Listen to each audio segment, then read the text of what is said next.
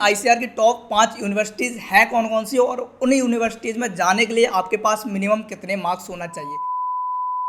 Hello everyone, this side Alok Sahu. I am B Tech final year student from NDRI Karnal and आज हम बात करने वाले हैं काफ़ी इंपॉर्टेंट डाउट पर, जो कि बहुत बार स्टूडेंट्स पूछ रहे थे। जो मेनली डाउट था कि हमें टॉप 5 कॉलेजेस में अगर आईसीआर के जाना है तो हमारे पास कितने मार्क्स होना चाहिए। जैसे कि आप लोगों को पता होगा कि 1-2 दिन पहले ही आपकी रिस्पॉन्स की आई है, जिससे आप लोगों ने अपने रॉ स्कोर देख लिए होंगे। अगर आपने raw score versus normalize score की वीडियो नहीं देखी है तो उसको जरूर देख लीजिएगा, क्योंकि रॉ स्कोर आने के बाद स्टूडेंट बहुत ज़्यादा परेशान हो रहे थे कि भैया मेरे मार्क्स काउंट होंगे या नहीं होंगे, क्या मार्क्स बढ़ेंगे घटेंगे। तो ये सारी चर्चाएं हमने उसमें की हुई हैं। तो अभी इतना मान के चलिएगा कि आपको जो मार्क्स मिले हैं वो मार्क्स आपके रियल नहीं हैं। आपको बस बताया गया है कि इतने मार्क्स आए हैं, बाकी आपके जो पर्टिकुलर फाइनल मार्क्स होंगे वो आपका नॉर्मलाइज स्कोर होगा, जिसमें हो सकता है कि आपके अगर कम मार्क्स आए हैं तो बढ़ रहे होंगे और अगर बहुत ज़्यादा मार्क्स आ गए होंगे तो थोड़े बहुत घट भी रहे होंगे।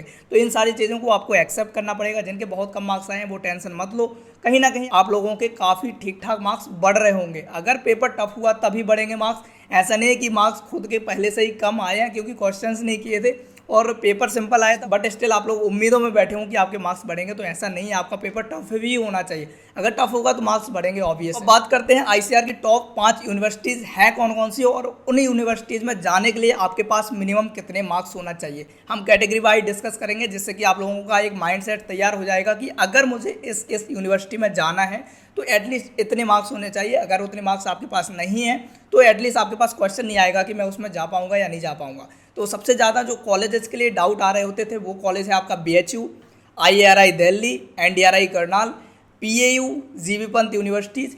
ये कुछ 5 यूनिवर्सिटी हैं जो मैंने आपको नाम लिए। ये आईसीआर में टॉप 5 में जानी मानी यूनिवर्सिटीज़ होती हैं, जिसमें सबसे ज़्यादा क्रेज अभी बना हुआ है आपके आईआरआई दिल्ली का।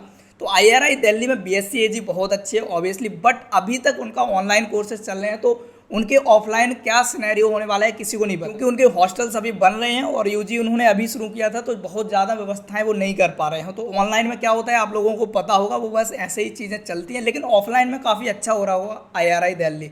तो अगर आपको आईआरआई दिल्ली में जाना है तो आपके पास एटलीस्ट 500 प्लस मार्क्स होने चाहिए जनरल कैटेगरी में।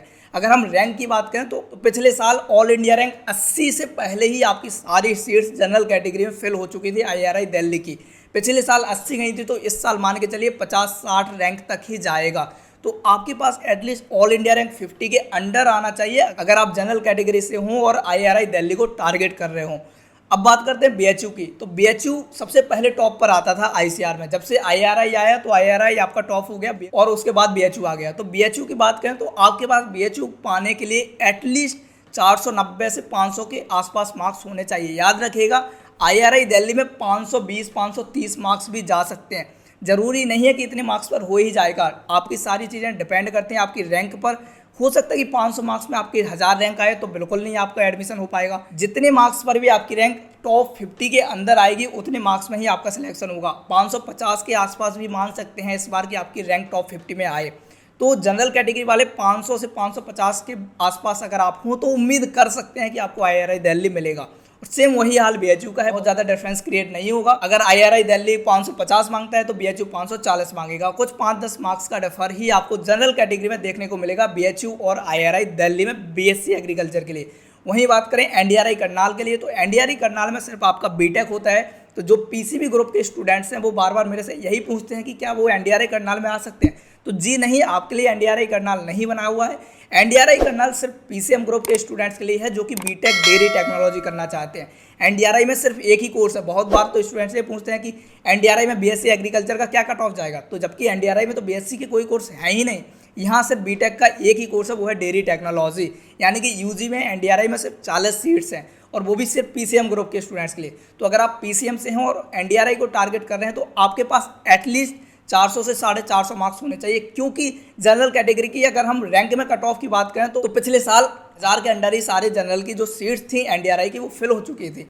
तो इस तरीके से आप आइडिया लगा सकते हैं कि टॉप 1000 में आपको आने के लिए कितने मार्क्स चाहिए होंगे।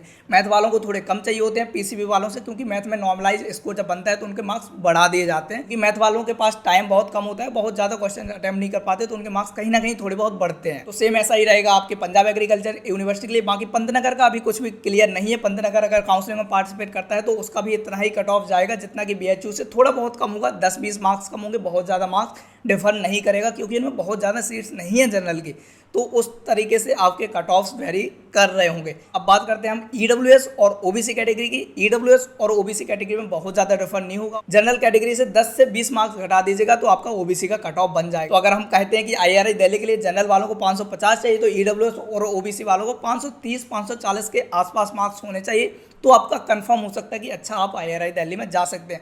अगर आप मैथ ग्रुप से हो और आपके 500 के आसपास भी हैं, तो भी आपके पास चांस है कि आप आईआरआई दिल्ली में बीएससी एग्रीकल्चर के लिए जा सकते हैं। लेकिन अगर आप बायो से हैं तो 550 के आसपास आपके मार्क्स होने चाहिए।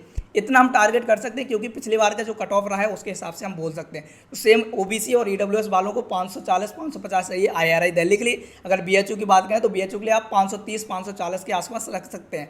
बाकी पंतनगर हुआ, पंजाब एग्रीकल्चर यूनिवर्सिटी हुई, हिसार यूनिवर्सिटी हुई, इन सब के लिए एटलीस्ट आपके पास 500 मार्क्स होने चाहिए, 490-500 के आसपास।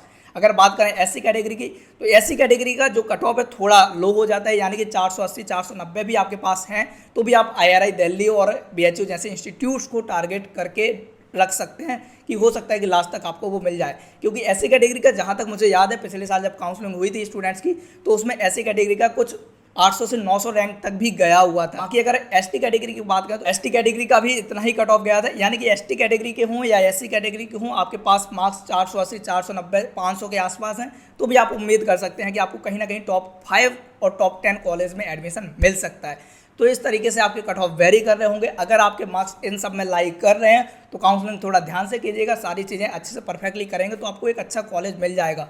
आईजीआर में आपका कॉलेज बहुत ज़्यादा मैटर करता है, क्योंकि कॉलेज के बाद ही आपको 4 साल आपके कॉलेज में बिताने होंगे। तो अगर कॉलेज अच्छा मिल गया तो सारी चीज़ें वैसे ही अच्छी हो जाती हैं। तो सारी चीज़ें आप ध्यान से करिएगा। आई होप कि आपको अपने ड्रीम कॉलेज ज़रूर मिले।